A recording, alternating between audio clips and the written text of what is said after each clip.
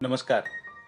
युवा मनवंतर आणि कल्पक विद्यार्थी समूह यांच्या संयुक्त विद्यमाने महामानवांना वैचारिक अभिवादन करण्यासाठी आम्ही वर्षभरापासून विविध उपक्रमांचे आयोजन करत आहोत.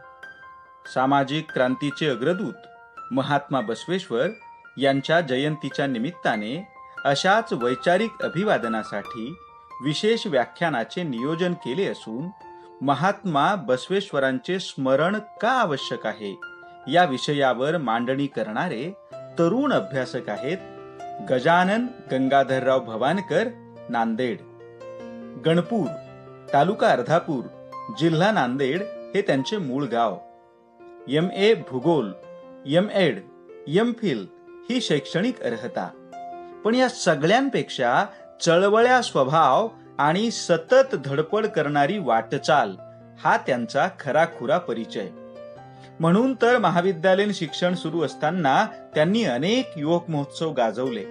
शिक्षण संपल्यानंतर अनुभव घेण्यासाठी कधी DTEd, कधी ज्युनियर, कधी नवोदय, तर कधी वरिष्ठ महाविद्यालयात घड्याळी तासिका तत्वावरही नोकरी केली. या कालावधीत विद्यार्थी प्रिय शिक्षक प्राध्यापक असा लौकिकही कमावला. परंतु ही तासिका तत्वावरील शैक्षणिक वाटचाल सुरू असताना झेरॉक्स सेंटर सुरू करून आपल्या कुटुंबाला आर्थिक हातभार लावण्यासही त्यांनी कमीपणा मानला नाही. जणू महात्मा बसवेश्वरांचे कायक वे कैलास हे वचन त्यांनी आपले जीवित ध्येय मानले. यातूनच महात्मा बसवेश्वरांच्या अवतारीकरणापेक्षा त्यांचे मानवीपण अधोरेखित करत सशस्त्र बसवेश्वर याऐवजी तत्वज्ञ बसवेश्वर हे रूप समकाळात किती गरजेचे आहे हे सर्वसामान्यांपर्यंत पोचविण्यासाठी त्यांनी एकीकडे निरनिराळ्या कार्यक्रमांचे आयोजन केले, तर दुसरीकडे आपल्या भाषणातून हे विचार मंथन घडवून आणण्यासाठीही ते सतत प्रयत्नशील राहिलेले आहेत. अशा तरुण कार्यकर्त्या अभ्यासकाने आजच्या जयंती दिनी महात्मा बसवेश्वरांना वैचारिक अभिवादन करणे ही गोष्ट आम्हाला महत्वाची वाटते. आपण त्यांच्या मांडणीचे हार्दिक स्वागत कराल ही अपेक्षा. युवा मनवंतर, तरुणाईचा डिजिटल कट्टा आणि कल्पक विद्यार्थी समूह यांच्यातर्फे सोशल मीडियाद्वारा आयोजित विशेष व्याख्यानमालेत मी गजानन भवानकर आपल्यासमोर व्यक्त होण्यासाठी आलो आहे. खरं तर मी पहिल्यांदा हे स्पष्ट करू इच्छितो की मला या उपक्रमामध्ये सहभागी करणारे माझे ज्ञानगुरू आदरणीय डॉक्टर विश्वाधार देशमुख सर यांनी जी मला एक तरुण कार्यकर्ता तसेच महात्मा बसवेश्वरांच्या विचारांचा प्रसार करणारा कार्यकर्ता म्हणून ओळख दिली, सन्मान दिला, तो सन्मान कधीही न विसरणार आहे. मी इंदिरा गांधी महाविद्यालयात तासिका तत्वावर सहाय्यक प्राध्यापक पदावर सेवा करत असताना माझे संशोधन मार्गदर्शक आदरणीय डॉक्टर भागवत पस्तापुरे सर यांनी ज्ञानगुरू डॉक्टर विश्वाधार देशमुख सर यांचं सानिध्य प्राप्त करून दिलं आणि त्यांच्या आचार विचारांशी आम्हाला प्रभावित केलं. अशा या आचार विचारांशी एकरूप असणाऱ्या डॉक्टर विश्वाधार देशमुख सरांच्या सूचनेला मी नेहमीच आदरपूर्वक स्वीकार करतो आणि म्हणून त्यांच्या सानिध्यात असणारे माझ्यासारखे अनेक विद्यार्थी यांच्यासमोर आपले विचार मांडतो. खरं तर माझ्या विचाराची मांडणी करत असताना मला दिलेल्या विषयाची प्रथमतः मांडणी करेल, नंतर प्रतिपादन करेल आणि त्या विषयाच्या खंडणीचं समारोपपर भाषण करण्याचा प्रयत्न करेल. प्राचीन, मध्ययुगीन आणि आधुनिक हे सामान्यतः 3 प्रमुख युग अर्थात कालखंड मानले जातात. समतावादाचा उद्घोष करणाऱ्या तसेच समतावादाला प्रतिष्ठा मिळवून देणाऱ्या प्राचीन युगातील गौतम बुद्ध, मध्ययुगातील महात्मा बसवेश्वर आणि आधुनिक काळातील डॉक्टर बाबासाहेब आंबेडकर या 3 राष्ट्रपुरुषांचा विशेषत्वाने उल्लेख करावा लागतो. गौतम बुद्धांनी प्राचीन कालखंडात भारतीय समाजामध्ये परिवर्तनाचा विचार रुजवण्यासाठी आवश्यक असलेली वैचारिक क्रांती घडविली. आणि मध्ययुगात महात्मा बसवेश्वरांनी कृतियुक्त असा समता प्रस्थापित केली. त्यानंतर आधुनिक काळात डॉक्टर बाबासाहेब आंबेडकर यांनी परिवर्तनासाठी सामाजिक, वैचारिक आणि राजकीय क्रांती घडवून आणली. अर्थात गौतम बुद्धांनी सामाजिक समतेचा मार्ग निर्माण केला. महात्मा बसवेश्वरांनी सामाजिक समतेचा महामार्ग निर्माण केला. तर डॉक्टर बाबासाहेब आंबेडकरांनी सामाजिक समतेचा राजमार्ग निर्माण केला असे म्हटले तर वावगे ठरू नये. त्यामुळे बुद्ध, बसवेश्वर आणि आंबेडकर या 3 अग्रणी पुरुषांचे अध्ययन केल्याशिवाय अखंड भारताच्या समतावादाचे अध्ययन केले असे होणार नाही. म्हणून या 3ही व्यक्तींचे अध्ययन करणं हे समतावादी विचारदृष्टीला अत्यंत आवश्यक आहे असं माझं मत आहे. महाराष्ट्रात जेवढ्या काही सामाजिक आंदोलनाला गती देणाऱ्या संघटना आहेत त्यांचे सगळे परिपत्रक असतील, पत्रक असतील, त्याच्यावर फक्त 4 महापुरुषांचीच चित्रे अंकित असलेली आपणास पाहावयास मिळतात. एक छत्रपती शिवराय व त्यांच्यावर पवाडा लिहिणारे अर्थातच ज्योतिबाराव फुले, भारतात आरक्षणाची सुरुवात करणारे राजश्री शाहू महाराज आणि भारतीय राज्यघटनेचे शिल्पकार डॉक्टर बाबासाहेब आंबेडकर, हेच 4. परंतु स्वतःच्या वयाचे 25 वर्ष आजच्या महाराष्ट्रामध्ये मंगळवेढा जे आहे त्या ठिकाणी राहून सामाजिक आंदोलनाला कृतियुक्त दिशा देणारे महात्मा बसवण्णा यांना अद्यापही आमच्या महाराष्ट्रात या पत्रकांमध्ये स्थान मिळालेलं पाहावयास मिळत नाही. याचं अध्ययन करणं आवश्यक आहे असं वाटतं. म्हणून माझ्या दिलेल्या विषयाची अर्थात महात्मा बसवेश्वरांच्या स्मरणाची आवश्यकता या विषयाची मांडणी करण्याची मला संधी दिली असं मी मानतो. आपण भारताचा नकाशा जेव्हा अवलोकन करतो तेव्हा दक्षिण भारत, मध्य भारत, पूर्व भारत, उत्तर भारत असे भाग पाडतो. त्यात महात्मा बसवेश्वरांना दक्षिण भारताचा बुद्ध असे म्हटले जाते हे लक्षात ठेवायला पाहिजे. पहिल्यांदा त्यांचा जन्म परिचय लक्षात घेऊ. भारतातील पूर्वीचं जे कर्नाटक राज्य होतं त्याची परिस्थिती अतिशय भयावह होती. अनेक प्रदेशावर स्वारी करणे, तिथल्या भूप्रदेशावर अनेक वेगवेगळ्या राज्यांचे राजे येऊन स्वारी करत ते काबीज करण्याचा प्रयत्न करत हे सतत चालू होते. अशा परिस्थितीमध्ये समाज स्वतःचे आत्मभान विसरून गेला होता. त्यांची अवस्था अतिशय दयनीय झालेली होती. सामान्य जनतेची सामाजिक, धार्मिक, शैक्षणिक, राजकीय इत्यादी क्षेत्रात लूट चालू होती. अस्थिरता वाढत चाललेली होती. जातीभेदांचं वर्चस्व वाढत चाललेलं होतं. देशात अनेक लहान मोठे राज्य करीत होते. त्यामुळे आपापसात द्वेष वाढत होता. एकंदरीत जाती व्यवस्था, धर्मव्यवस्था आणि समाज व्यवस्थेच्या जात्यामध्ये हा माणूस भरडत जात होता असं म्हटलं तर वावगं ठरत नाही. अशा या अस्थिर काळामध्ये महात्मा बसवेश्वरांचा जन्म कर्नाटक राज्यातील विजापूर जिल्ह्यात बागेवाडी या गावी दिनांक 25 एप्रिल 1105 रोजी झाला. त्यांचे संपूर्ण नाव होते बसवराज मादिराज मंडिगे. 12व्या शतकात महात्मा बसवेश्वरांनी वचन साहित्याचे या सामाजिक संरचनेची म्हणजेच तेव्हाच्या जाती व्यवस्थेची, लिंगभेदाची, उच्च नीच भेदाची कठोर समीक्षा केलेली आहे. वचन साहित्य शरणांनी अंगीकारल्यामुळे शरण साहित्य म्हणूनही पुढे ओळख निर्माण करत होते. महात्मा बसवेश्वर मध्ययुगीन काळातील मोठे सामाजिक क्रांतिकारक ठरतात. त्यांनी मांडलेला कायक वे कैलास हा सिद्धांत असो, दासो हा सिद्धांत असो, ज्याची तुलना आपण कार्ल मार्क्स यांच्याशी करून अध्ययन करू शकतो. त्यांची प्रत्यक्ष अंमलबजावणी 12व्या शतकात शरणांच्या माध्यमातून महात्मा बसवण्णांनी त्या काळी केलेली होती. त्यांनी अनुभव मंटपाच्या रूपाने जगातली पहिली लोकशाही संसद 12व्या शतकामध्ये स्थापन केली होती.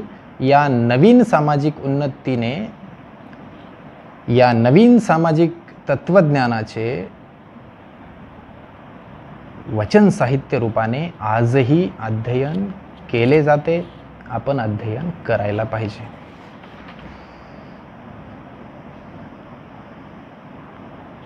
त्यांच्या बालपणातील त्यांचं जे बालपण होतं, त्यांचे बालपण स्वतःच्या घरी व कुडल संगम येथे विविध निरीक्षणे करून पार पडलं होतं. हे निरीक्षण करताना त्यांना पडलेल्या प्रश्नांच्या उत्तरांच्या शोधासाठी त्यांनी अध्ययन केलं. बघा, अगदी बालपणी वय 7 ते 8 वर्षाच्या दरम्यान असेल त्या काळामध्ये त्यांना अनेक प्रश्न पडलेले आहेत. पुढे आपण बघूयात की त्यांना उदाहरणासहित बघूयात की त्यांना नेमके कोणती प्रश्न पडली असावीत, त्यांनी कसं त्याचं विचारणा केलेली आहे, ते प्रश्न विचारण्यासाठी कसे प्रयत्न केलेले आहेत ते पुढे मी उदाहरणासहित सांगणारच आहे. तर त्यांनी बालपणी अध्ययन केलं. नंतर ते मंगळवेढ्यात स्वतःच्या मामाच्या गावी आले. मंगळवेढा त्यांची कर्मभूमी म्हणून उदयास आली. त्यानंतर वयाचे 25 वर्षे वास्तव्य त्या ठिकाणी त्यांनी केले व पुढे कल्याण राज्याचे प्रधानमंत्री म्हणून ते कल्याण राज्यामध्ये, अर्थात विद्यमान कर्नाटकमध्ये, बिदर जिल्ह्यातील कर्नाटकमध्ये ते गेले होते, जिथे त्यांची अनुभव मंटप नावाची संसद आजही आपणास पाहावयास मिळेल. आता खरं तर बालपणीपासूनची आपण गोष्ट करत होतो. बालपणीच्या काही प्रसंगातून आपणास बसवण्णांचे वेगळेपण समजून येते. बसवण्णांचा केत नावाचा चांभाराचा मित्र बसवण्णांचे जोडे घेऊन येतो. तेव्हा केत नावाच्या चांभाराच्या मित्राला स्पर्श करू नको असे बसवण्णांची आई म्हणते. त्यावेळी बसवण्णांना प्रश्न पडतो, त्याने बनवलेले जोडे आपल्याला चालतात परंतु त्याचा स्पर्श चालत नाही, असे का बरे?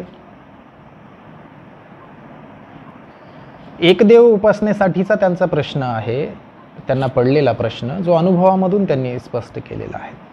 बहुदेव उपासना करणाऱ्या आपल्या वडिलांना बसवण्णांनी शिकवण देण्यासाठी अगदी बालवयामध्येच, बघा, बहुदेव उपासना करत होते त्यांचे वडील. एका घरामध्ये अनेक देव, ज्या देवांची संख्या मोजता येणार नाही तेवढे त्या देवाऱ्यामध्ये देवांची संख्या.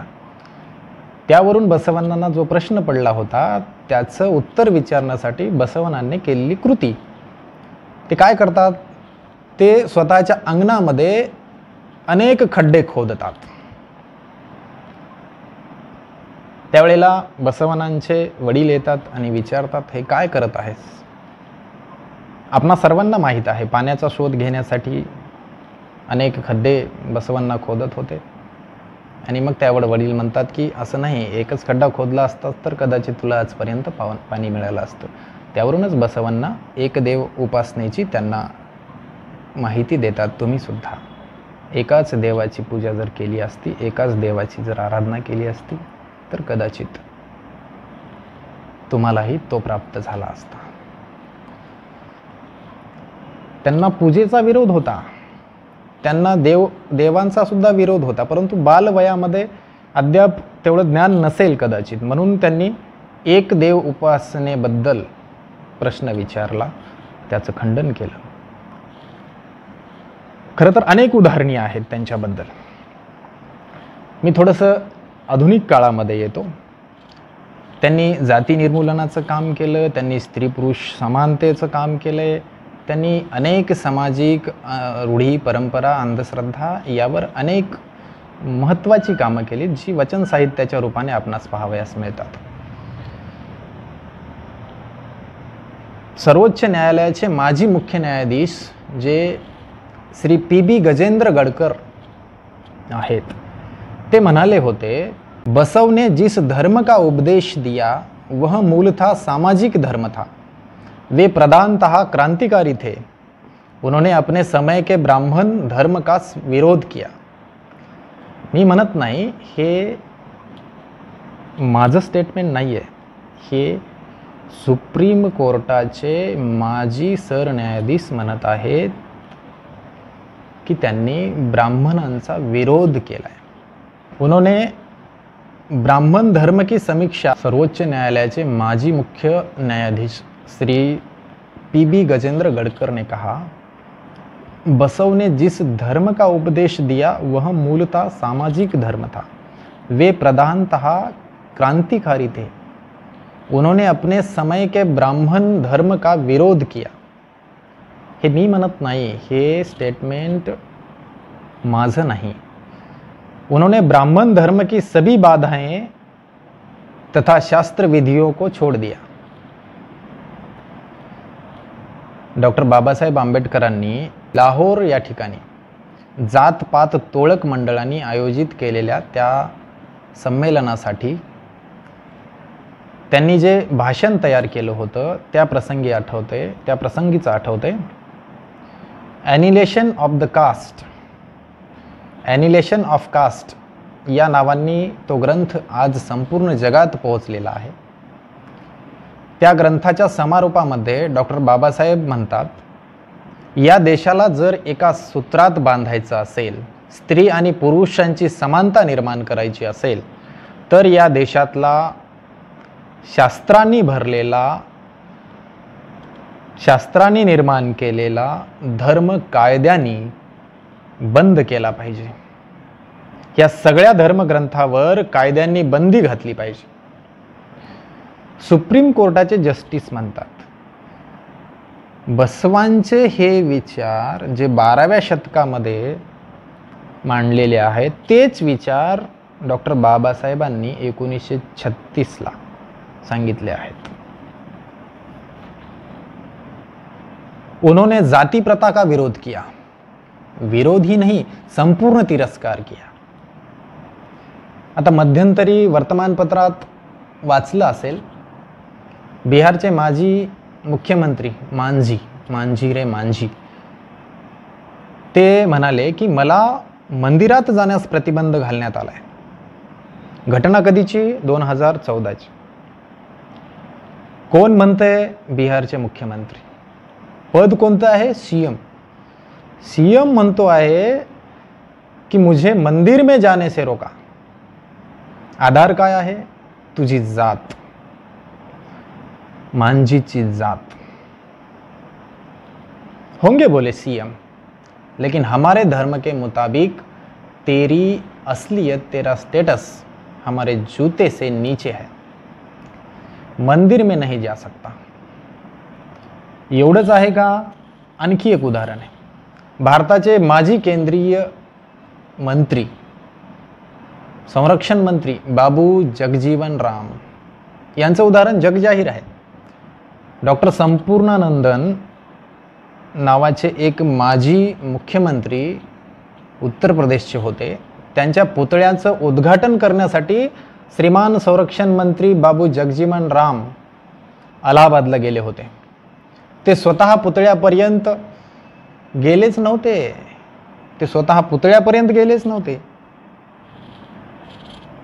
बघा, इलेक्ट्रिक पडदा त्या पुतळ्याला लावण्यात आलेला होता.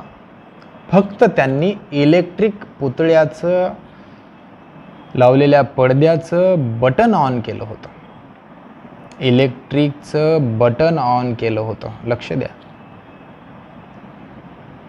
आणि पडदा सरकला होता आपोआपच. तरी असं सांगण्यात आलं की पुतळा बाटला, करंट पास झाला, बटन दाबलं ना, करंट पास झाला, हो गया पुतळा अपवित्र. झाला आता तो अपवित्र, धुवून टाकावं लागेल.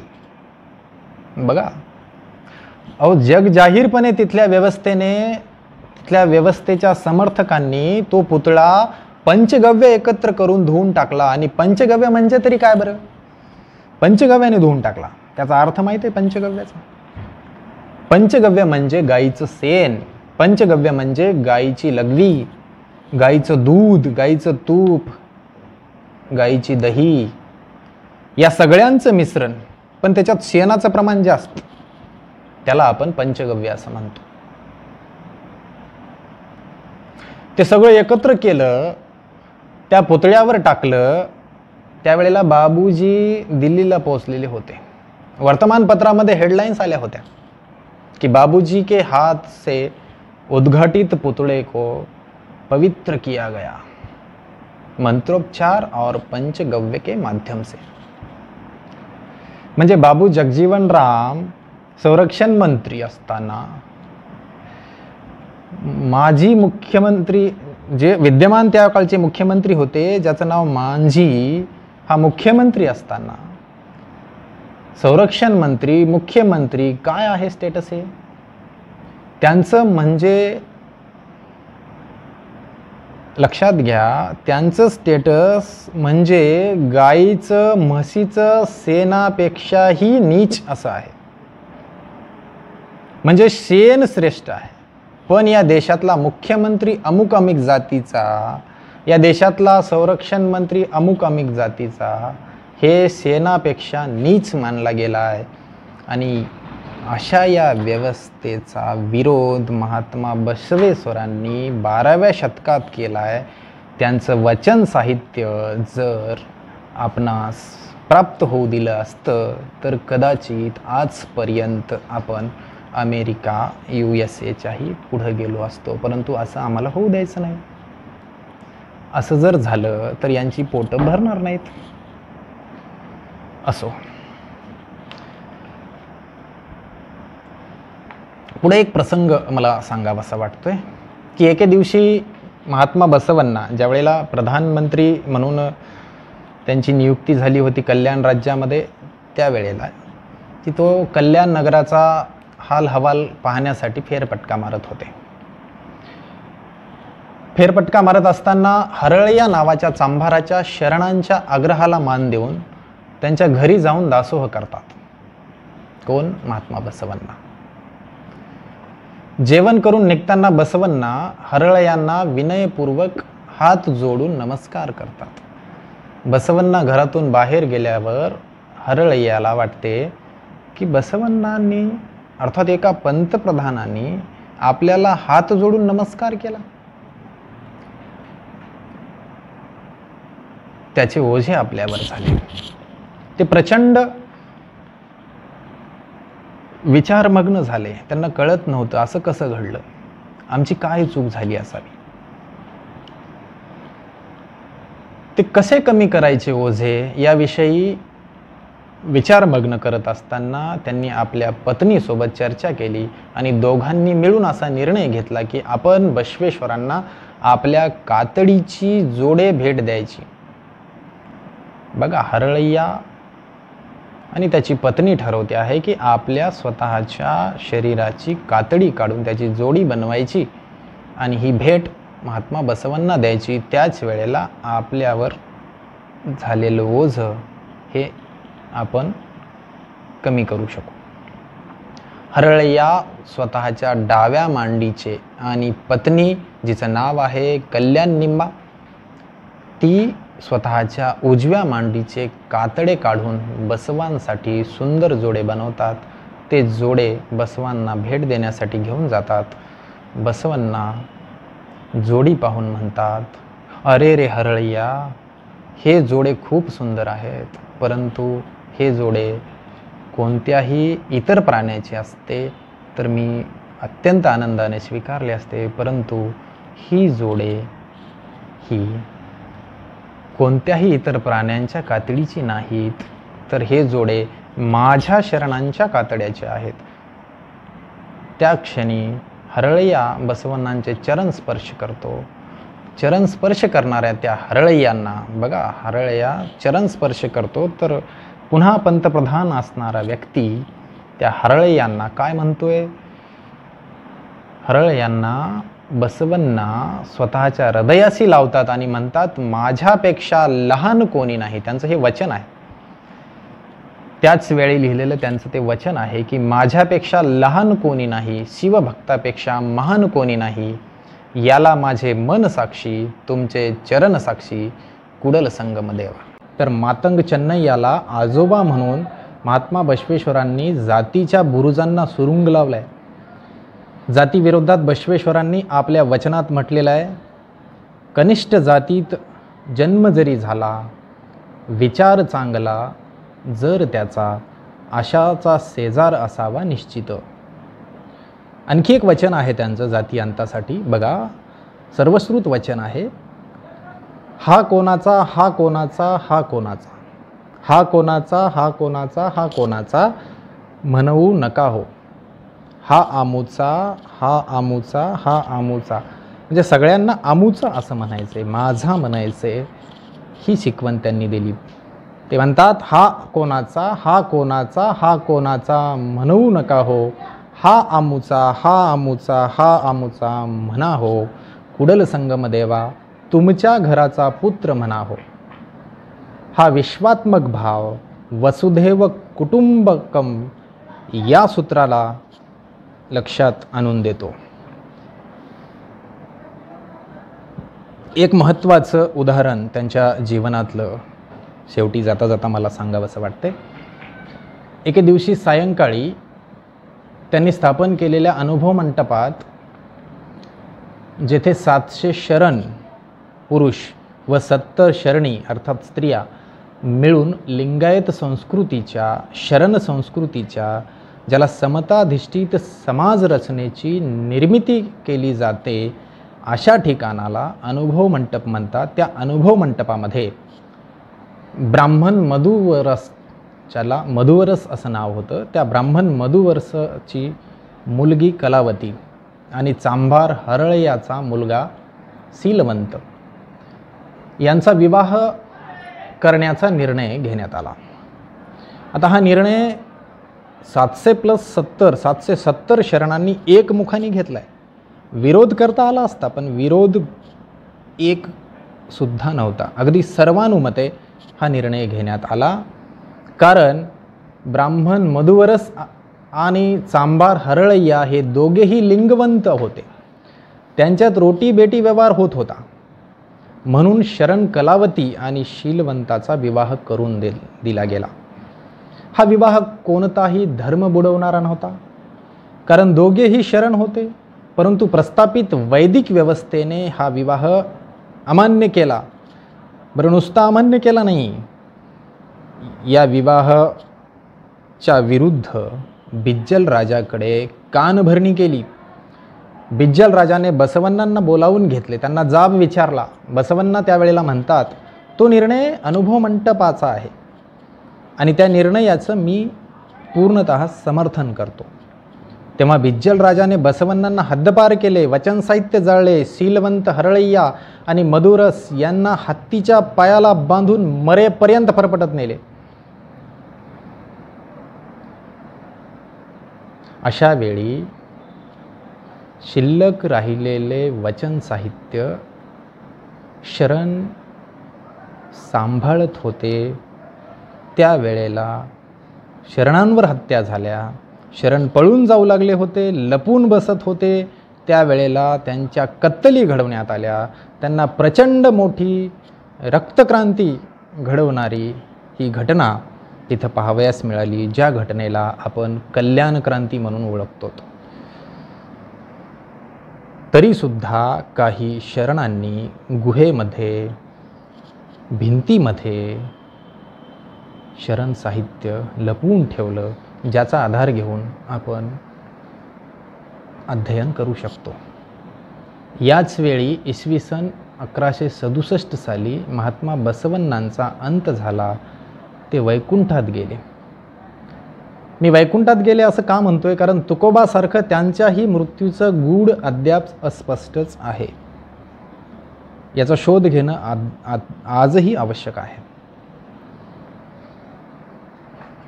मित्र हो, एवढा क्रांतिकारक विचार महात्मा बसवण्णांच्या वचन साहित्यात असेल तर त्यांच्या साहित्याचा प्रसार का होऊ शकला नाही, असा प्रश्न पडणे हे अगदी सहजतेनं समोर येतं.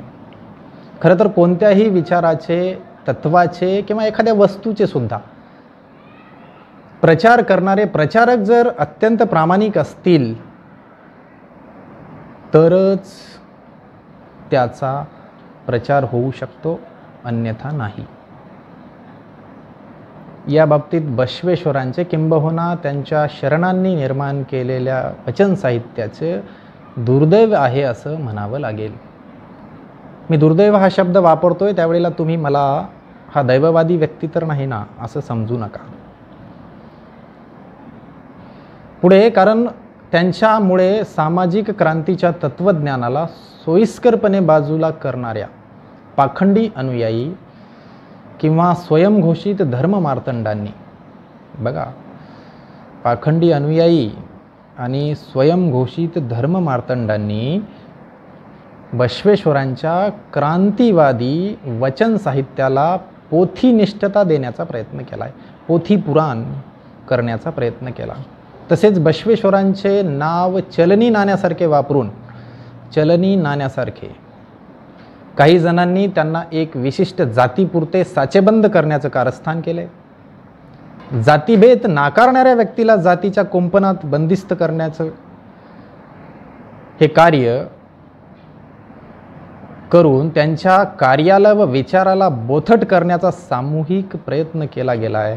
हा प्रयत्न आज नाही, त्यांच्या मृत्यूनंतर 900 वर्ष चाललेली ही प्रक्रिया आहे. मित्रहो, विचाराबरोबर कृतीची जोड असणे अत्यंत आवश्यक असते. आजच्या परिस्थितीबद्दल सांगतोय. कोरोना आला, त्याच्यासोबत सोशल डिस्टन्सिंग हा शब्द घातला गेला आहे. फिजिकल डिस्टन्सिंग हा शब्द जाणीवपूर्वक बाजूला केला गेला आहे आणि आमच्या तोंडात घातला जातो सोशल डिस्टन्सिंग. अरे, सोशल डिस्टन्सिंग संपवण्यासाठीच महामानवांनी प्रयत्न केलेत आणि तुम्ही आजही सोशल डिस्टन्सिंग पाळा म्हणून मूर्ख बनवताय की काय? आम्ही सोशल डिस्टन्सिंग पाळणार नाही. सोशल डिस्टन्सिंग पाळणं हा देशद्रोह आहे. सोशल डिस्टन्सिंग पाळणं हा मानवद्रोह आहे. सोशल डिस्टन्सिंग पाळणं हा संतांचा, बसववादी शरणांचा, महापुरुषांचा द्रोह केल्यासारखं आहे असं आम्ही मानतो. आम्ही बुद्धाचे अनुयायी, आम्ही बसवाचे अनुयायी, आम्ही तुकोबाचे अनुयायी, आम्ही फुले शाहू आंबेडकरांच्या विचारांचे अनुयायी कधीही सोशल डिस्टन्सिंग पाळणार नाहीत. आज कोरोनामुळे फिजिकल डिस्टन्सिंग असल्यामुळे आम्ही या सोशल मीडियाच्या माध्यमातून एकमेकांपर्यंत आलो आणि एकमेकांना सुसंवादित करत आहोत. अशा या महात्मा बसवण्णांच्या मानवतावादी विचाराला, या महामानवाला आज 916 वर्ष होऊन गेलीत.